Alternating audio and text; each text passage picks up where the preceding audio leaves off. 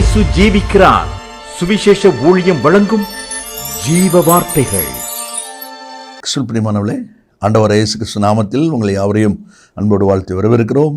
இயேசு ஜீவிக்கிறார் ஊழியத்தின் சார்பாக ஜீவ வார்த்தைகள் நிகழ்ச்சிக்கு வந்திருக்க உங்களை கர்த்தர் ஆசீர்வதிப்பாராக. ஒவ்வொரு வாரத்திலும் இதே நேரத்தில் இந்த வார்த்தைகளை கேளுங்கள், அநேகரை கேட்க செய்யுங்கள். ஊழியர்களை பயன்படுத்த விரும்பினாலும் எங்களுடைய வெளியீடுகள், புஸ்தகங்கள், பத்திரிகை தேவையானாலும் எங்களோட தொடர்பு கொள்ளுங்கள். எங்களுடைய செய்திகளை யூடியூப்பில் ஜானியம் ஜெயராஜ் என்று சொல்லி நீங்கள் கிளிக் செய்து பார்க்கலாம். கர்த்தர் நம்மை ஆசீர்வதிப்பாராக. இந்த நாளிலும் தேவன் நமக்கு தருகிற வார்த்தையை நான் வாசிக்கிறேன், ஜெபத்துடன் கேளுங்கள். ஆதியாகமம் 25ஆம் அதிகாரம் 22ஆம் வசனம். ரெபெக்காள் கர்ப்பத்திலே பிள்ளைகள் ஒன்றோடொன்று மோதி கொண்டிருந்தன. அப்பொழுது அவள், இப்படியானால் எனக்கு எப்படியோ என்று சொல்லி கர்த்தரிடத்தில் விசாரிக்கும்படி போனாள். 40 வயதிலே ஈசாக்குக்கு திருமணம், 60 வயதிலே குழந்தை பிறக்கிறது. 20 வருடங்கள் கற்பத்தின் கனி இல்லாத ஒரு நிலையிலே வார்த்தை கூட மலடி என்று சொல்லப்பட்டிருக்கு. அப்படிப்பட்ட சூழ்நிலை ரெபெக்காளுக்காக ஈசாக்கு ஜெபித்த போது கர்த்தர் அவளை ஆசீர்வதித்து கற்பத்தின் கனி கிடைக்க செய்தார். இப்போ என்ன சம்பவம் நடக்கிறது என்று சொன்னால், அவளுடைய கற்பத்தில் பிள்ளைகள் ஒன்றோடு ஒன்று மோதிக்கொண்டிருக்கிறது. அப்படியெல்லாம் இரட்டை பிள்ளைகள். அந்த கற்பத்தில் பிள்ளைகள் ஒன்றோடு ஒன்று மோதிக்கொள்கிறது வயிற்றுக்குள்ளே, கற்பத்துக்குள்ளே. அப்பொழுது அவள் சொல்கிறாள், இப்படியானால் எனக்கு எப்படியோ என்று சொல்லி கர்த்தரிடத்தில் விசாரிக்கும்படி போனாள். இந்த வார்த்தை கேட்கிற அன்பு நேச பிள்ளைகளே, இன்றைக்கி ஆவியானவர் நமக்கு கொடுக்குற ஆலோசனை என்ன? கற்பத்திலே பிள்ளைகள் மோதிக்கொள்ளுகிறார்கள் என்பது உள் போராட்டம். கற்பத்திலே போராடுகிற அந்த போராட்டத்தை இன்னொருவரோடு நீங்களும் எனக்கு ஷேர் பண்ணி கொடுங்க சொல்ல முடியாது. இது எனக்கு வேண்டாம் அப்படின்னு சொல்ல முடியாது. இது யாராவது இதை பொருட்படுத்திக்கிடுவாங்களா? அது முடியாது. அந்த 10 மாதங்களும் அந்த தாய் தான் அதை சுமந்தாக வேண்டும். அந்த தாய் தான் அதை சகித்தாக வேண்டும். ஏனென்றால் அது உள் போராட்டம். இந்த வார்த்தைகள் கேட்கிற அன்பு நேச பிள்ளைகளே, உங்களுடைய வாழ்க்கையிலே, உங்களுடைய குடும்பத்திலே, உங்களுடைய வேலை ஸ்தலத்தில் உங்களுக்கு ஏற்படுகிற அந்த போராட்டத்தின் தன்மை யோசித்து பாருங்கள். இது நீங்கள் தான் சகிச்சாகணும். எனவே சொல்கிறார், ஐயோ நான் நொறுக்கப்பட்டேன், என் காயம் கொடிதாக இருக்கிறது, ஆனாலும் இது நான் சகிக்க வேண்டிய நோய். அதே போல் இது மன போராட்டமாக இருக்கிறபடினால், உள் போராட்டமாக இருக்கிறபடினால், இதில் சப்போர்ட்டுக்கு யாரையும் கொண்டு வர முடியாது, யார்கிட்டையும் இதை ஷேர் பண்ண முடியாது. நீங்கள் தான் செய்தாகணும். அப்போ என்ன செய்கிறது? ரெபெக்காள் கர்த்தரிடத்தில் விசாரிக்கும்படி போனால், ஆண்டவரே, இந்த போராட்டமான ஒரு நிலை இருக்கிறதே, இதை மனுஷத்திலே நான் சொல்ல முடியாது, மற்றவரிடத்திலே பகிர்ந்து கொள்ள முடியாது, மற்றவர்களுக்கு இதை காண்பிக்க முடியாது, அதனால் நான் உம்மிடத்தில் வருகிறேன். ஒத்தாசு வரும் பர்வதங்களுக்கு நேராக கண்களை எடுக்கிறேன்னு சொன்னார் சங்கீதக்காரன். அதே போல் கர்த்தரிடத்திலே கொண்டு வர்றார். இன்றைக்கி ஆண்டவர் நமக்கு கற்றுக் கொடுக்குற அனுபவம் என்ன அப்படின்னு சொன்னால், வேதாந்தத்தில் அநேக காரியங்களை நம்ம அறிஞ்சிருக்கோம். யார் யார் தங்களுடைய பிரச்சனையை கர்த்தர்கிட்ட கொண்டு வந்தாங்க அப்படிங்கிறது நம்ம நிறைய பார்த்துருக்குறோம். நமக்கு நல்லா தெரியும்னு நினைக்கிறேன். ஆனால் அதே சமயத்தில் இன்றைக்கி நம்ம பார்க்கிறதான ஒரு அனுபவம் என்ன என்று சொன்னால், கர்த்தர்கிட்ட கொண்டு வராததுனால யார் யாருடைய வாழ்க்கையில் என்ன சேதங்கள் வந்தது. தேவனுடையவர்களாக இருந்தாலும், தேவனுடைய பிள்ளைகளாக இருந்தாலும், கர்த்தரிடத்தில் கொண்டு வராததுனால எந்த விதங்களில் அவர்கள் சேதமடைந்திருக்கிறாங்க, நஷ்டமடைஞ்சிருக்கிறாங்க. நீங்களும் நானும் நம்முடைய வாழ்க்கையில் இப்படிப்பட்ட உள் போராட்டம், மன போராட்டம் வரும்பொழுது மனுஷத்தை கொண்டு போனால் எவ்வளோ பிரச்சனை இருக்குது என்பதையும், கர்த்தர்கிட்ட கொண்டு வந்தால்தான் மாற்றம் இருக்குது என்பதையும் வேதம் நமக்கு தெளிவாய் கற்றுக் கொடுக்கிறதை நாம் அதில் பார்க்கிறோம். 10 மாதங்கள் இந்த ரெபெக்காள் அதை சமாளித்துத்தான் ஆக வேண்டும். அதுதான் தேவனுடைய வார்த்தையின் அனுபவம், நம்முடைய உலகத்தின் அனுபவம் கூட. எரேமியா 6ஆம் அதிகாரம் 16ஆம் வசனத்தில் நாம் வாசிக்கிறோம், நீங்கள் வழிகளிலே நின்று பூர்வ பாதை எவை என்று கேட்டு விசாரித்து நல்ல வழி எங்கே என்று பார்த்து அதிலே நடவுங்கள், அப்பொழுது உங்கள் ஆத்துமாவுக்கு இளைப்பாறுதல் கிடைக்கும். பார்த்தீங்களா? வழிகளிலே நின்று திணறிக் கொண்டிருக்கிற வழியிலே, திகைத்து போயிருக்கிற வழியிலே, அடுத்து என்ன செய்வது, எப்படி செய்வது தெரியவில்லையே என்று சொல்லி அங்கலாக்கிற அந்த சந்தர்ப்பத்தில் நின்று கர்த்தருடைய கரத்தில் நம்மை அர்ப்பணித்து செயல்படும்போது இளைப்பாறுதல் கிடைக்கும் என்று சொல்லி அந்த வார்த்தையில் சொல்லப்பட்டிருக்கிறதை நாம் அதில் பார்க்கிறோம். இன்றைக்கு எவ்விதமாய் நம்முடைய வாழ்க்கையில் நம்ம செயல்படுகிறோம். வேகமாய் 2-3 காரியங்களை நாம் வாசித்து ஜெபிக்க போகிறோம். யார் யாருடைய வாழ்க்கையில் இப்படிப்பட்ட பிரச்சனையின் போது அவங்க கர்த்தர்ட்ட வராமல் செய்ததுனால இருந்ததுனால வாழ்க்கையில் என்ன விதமான பிரச்சனைகளை, என்ன விதமான தேவையில்லாத நஷ்டங்களை சந்தித்தார்கள் என்பதையும் வேதம் நமக்கு கற்றுக் கொடுக்கிறது. முதலாவது ஆதியாகமம் 16ஆம் அதிகாரம் 2வது வசனத்தில் நான் வாசிக்கும் போது அதில் சொல்லப்பட்டிருக்கிறது, சாராய் ஆபிரமை நோக்கி, நான் பிள்ளை பெறாதபடிக்கு கர்த்தரின் கற்பத்தை அடைத்திருக்கிறார், என் அடிமை பொண்ணோடே சேரும், ஒருவேளை அவளால் என் வீடு கட்டப்படும். சாராயின் வார்த்தைக்கு ஆபிராம் செவி கொடுத்தான் என்று சொல்லி அந்த வார்த்தை இருப்பதை நாம் அதில் பார்க்கிறோம். இந்த வார்த்தையில் கேட்கிற அன்பு நேச பிள்ளைகளே, நன்றாய் கவனிங்கள்.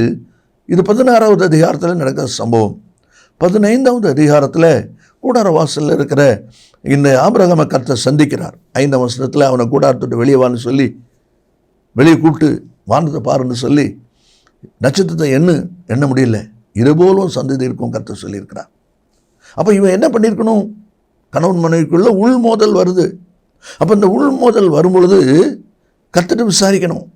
ஆண்டவரே, வானத்து நட்சத்திரம் போல அவன் சந்ததியை ஆசீர்வதிப்பேன்னு சொல்லி இப்போ தானே நீங்கள் சொன்னீங்க, கூடாரத்துக்குள்ளே இருந்து என்னை வெளியே கொண்டு வந்து பாரு என்னன்னு சொன்னீங்களே, இப்போ இவன் இப்படி சொல்லிட்டு இருக்கிறாளே, நான் என்ன செய்யுது? அவன் ஆண்டவர்கிட்ட விசாரிச்சிருக்கணும். ஆண்டவர்கிட்ட அவன் விசாரிச்சிருப்பானா ஒரு இஸ்மாயில் பிறந்திருக்க மாட்டான், ஒரு துஷ்ட சந்ததி பிறந்திருக்காது. பாருங்க, இன்றைக்கி தேவனுடைய பிள்ளைகளை நாமும் கர்த்தருடைய கரத்தில் விசாரிக்க வேண்டிய காரியங்களை விசாரியாமல் நம்முடைய மனதில் ஏற்பட்டபடி சிலர் கொடுக்குற ஆலோசனையின்படி நம்முடைய வழிகளை நாம் மாற்றிக்கொள்ளும் பொழுது, வழிகளை நாம் வேறுபடுத்திக் கொள்ளும் பொழுது தேவையில்லாத ஒரு குழப்பத்தை நாமே உண்டாக்கி விடுகிறோம். பாருங்க, ஒரு துஷ்ட சந்ததி அங்கே பிறந்து விட்டதை பார்க்கிறோம். ஆகாருக்கு பிறந்த மனுஷன் எப்படி இருப்பான்? அவன் துஷ்ட மனுஷனாக இருப்பான்னு சொல்லி ஆண்டவர் அந்த வசனத்திலே சொல்வதை நாம் அதில் பார்க்கிறோம். கர்த்தருடைய பிள்ளைகளே, இன்றைக்கு நாமும் நம்முடைய வாழ்க்கையில் இப்படிப்பட்ட ஒரு நெருக்கடியான நிலை வரும் பொழுது நாம் என்ன செய்கிறோம்? ஆபிரகாம் கர்த்தர்ட்ட அவன் விசாரிச்சிருக்கணும். அதில் விசாரிக்காம விட்டதுனால ஒரு பெரிய இன்னைக்கு வரைக்கும் போராடி கொண்டிருக்கிற ஒரு துஷ்ட சந்ததி வந்து விட்டது என்பதை அதில் நாம் கவனிக்கிறோம். இனி 2வது ஒரு வசனத்தை நீங்கள் வாசிப்பீங்கன்னா, 1 ராஜாக்கள் 13ஆம் அதிகாரத்தில் 19வது வசனத்தை நாம் வாசிக்கும் போது தீர்க்கதரிசி ஒருவனை குறித்த காரியம் அங்கே சொல்லப்பட்டிருக்கிறது. யெரொபெயாம் ராஜா நாட்களில் நடந்த ஒரு சம்பவம். பலி செலுத்த அவன் வருகிறான் என்று சொல்லி முதல் வசனத்தில் நாம் அதில் பார்க்குறோம். தூபகாட்ட பலிபடத்துக்கு வரும்பொழுது ஒரு தீர்க்கதரிசி வந்து அவனை தேவனுடைய மனுஷன் வந்து எச்சரிப்பு கொடுக்குறான், செய்யக்கூடாது. ராஜாவுக்கு கோபம் வருது, நம்ம நாட்டில் என்னுடைய நாட்டில் நான் செய்ய முடியாதா, கூடாதா அப்படின்னு சொல்லி விடாத பிடிங்கன்னு சொன்ன உடனே அவன் கை நின்று போச்சு. ராஜா பயந்துட்டார், அதிர்ந்து போனார். உடனே அவனை கூப்பிட்டு ஜெபம்னு சொல்லி கை சரியாயிட்டு. அப்போ இப்படிப்பட்ட வாக்கு வல்லமை பெற்ற ஒரு தீர்க்கதரிசி, அந்த தீர்க்கதரிசியை கர்த்தர் அந்த பட்டணத்துக்கு அனுப்பும்போது ஆண்டவர் அவனுக்கு சொல்லிவிட்ட காரியம் என்ன, அதையும் நம்ம வேதத்தில் வாசிக்கிறோம். அவர்கள் சொல்லிவிட்ட காரியத்தை 9ஆம் வசனத்தில் நம்ம வாசிக்கிறோம். நீ அப்பம் புசியாமல் தண்ணீர் குடியாமல் போன வழியை திரும்பாமல் இரு. 3 காரியம் சொல்லியிருக்கிறார். அப்போ இதே போல் அவன் இருக்கணும். ராஜா கிட்ட பரிசு வருது சொல்லி சொன்ன உடனே இல்லை எனக்கு வேண்டாம், ஏன் இப்படி ராஜா எனக்கு கர்த்தர் சொல்லியிருக்கிறாரு, அதனால் நான் திரும்பி வரமாட்டேன் அப்படி சொல்லிட்டான். ஆனால் அதே சமயத்தில் அந்த ஊருக்குள்ளே இருந்த ஒரு கிழவன் தீர்க்கதரிசி இந்த விஷயத்தை கேள்விப்பட்டு தேவனுடைய மனுஷனை பின்தொடர்ந்து வந்து அவன்கிட்ட சொல்கிறான், இப்படி ஒருத்தன் வருவான், என்னென்ன மாதிரிலாம் சொல்லுவான், நீ அவனை கூட்டிக்கிட்டு போய் உன்னுடைய வீட்டில் அவனுக்கு சாப்பாடு கொடுன்னு சொல்லி பொய் சொன்னான்னு பார்க்குறோம். 18ஆம் வசனத்தில் வாசித்தீங்கன்னா அது சொல்லியிருக்கு, ஒரு தூதன் கர்த்தருடைய வார்த்தையாக என்னோட சொன்னான் என்று அவனிடத்தில் போய் சொன்னான்.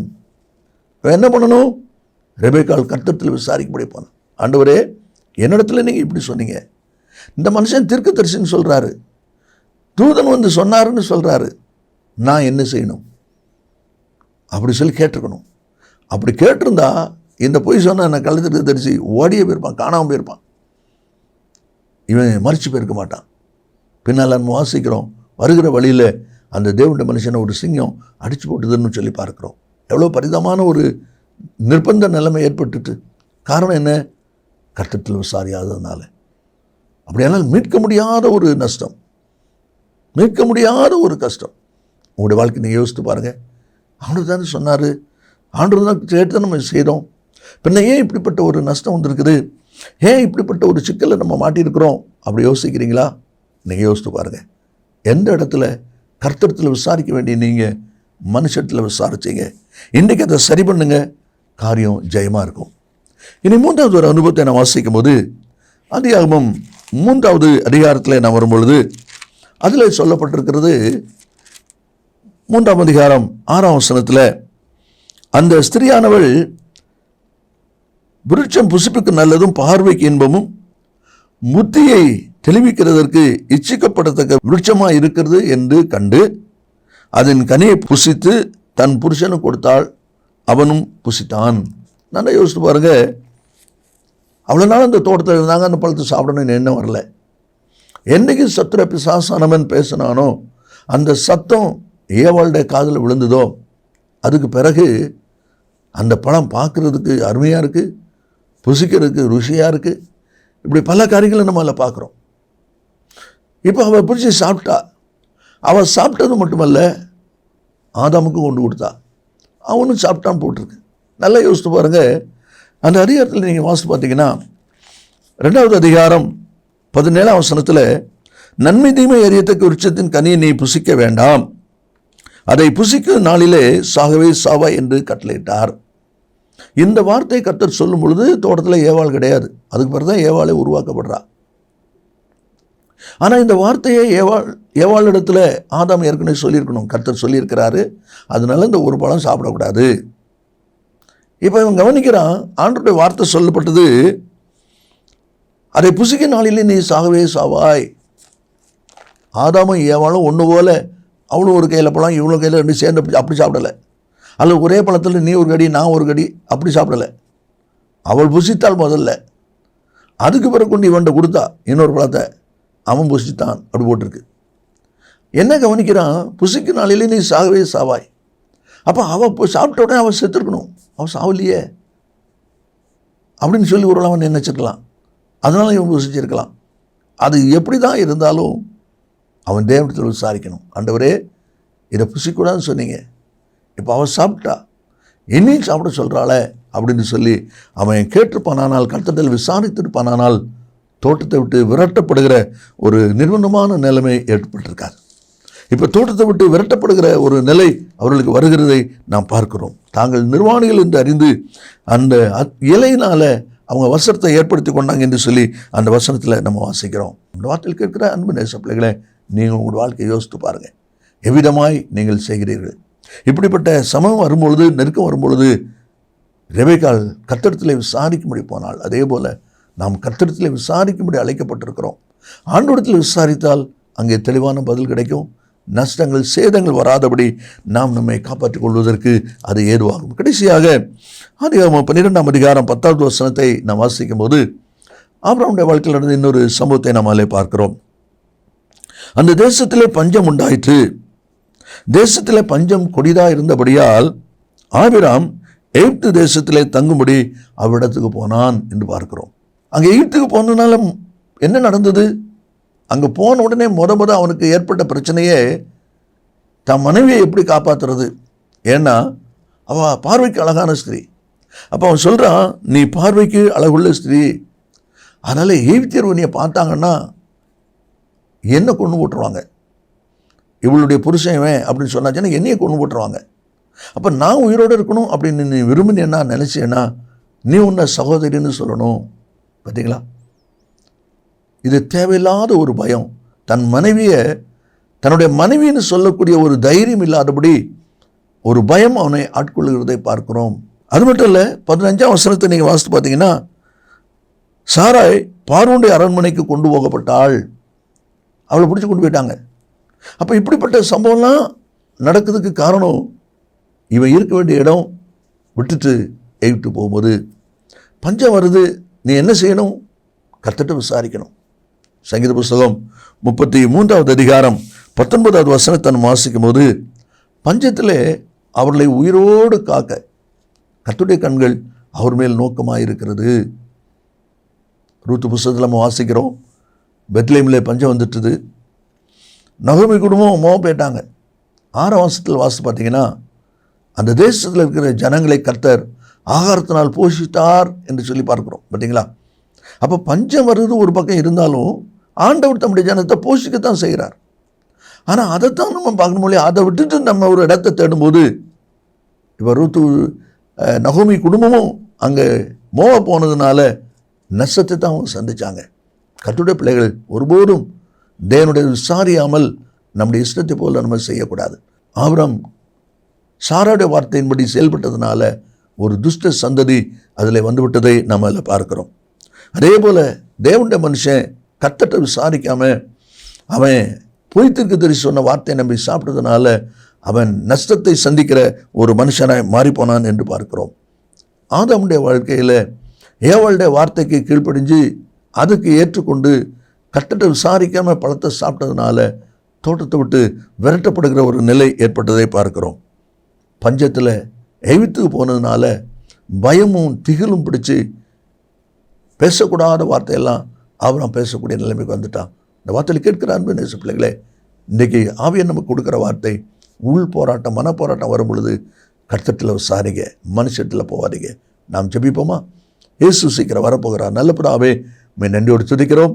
உம்முடைய வார்த்தை ஆம் என்றும் ஆமேனும் இருப்பதற்காக ஸ்தோத்திரம். இந்த வார்த்தையை கேட்கிற ஒவ்வொரு பிள்ளைகளும் தங்களுடைய காரியங்களை உம்மிடத்தில் விசாரித்து நன்மை பெற்றுக்கொள்ள உதவி செய். இயேசுவின் நாமத்தில் பிதாவே, ஆமேன் ஆமேன். கர்த்தர்களை ஆசீர்வதிப்பாராக. மேலும் விவரங்களுக்கும் உங்கள் ஜெப தேவைகளுக்கும் நீங்கள் எங்களோடு தொடர்பு கொள்ள வேண்டிய முகவரி: ஜீசஸ் லிவ்ஸ் காஸ்பல் மினிஸ்ட்ரீஸ், சகோதரர் John M Jeyaraj, 123A Dohnavur road, Mavadi, Nellai மாவட்டம், தென்னிந்தியா 627107. செல்போன் 9443113292.